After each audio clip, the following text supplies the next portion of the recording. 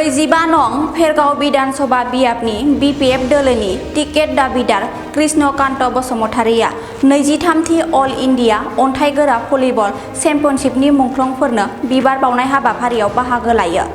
बिलटिनि गिबि मुंख्लं अन्थाइगोरा बड'साया खाग्राबारि हालामनि गिबि मुंख्लं बिथांनि गोसोखांथिखौ लाखिनो गेलेनाय बिथिंखौ जौगाहोनो लाइमोनफोरखौ गेलेनाय बिथिङाव थुलुंगा होनो बे बुलुर बादायलायनायखौ बोसोरफ्रोमबो खुंबोबाय थानाय जादों। बे हाबाफारियाव 7, 8 आरो 9 जानुवारि 2026 सानथामनि आबुं हाबाफारिजों खाग्राबारि जनता गोजौ फरायसालिनि गेलेग्रा फोथाराव 23थि भारतनां अन्थाइगोरा बड'सा सनानि काप बुलुर बादायलायनायखौ खुङो।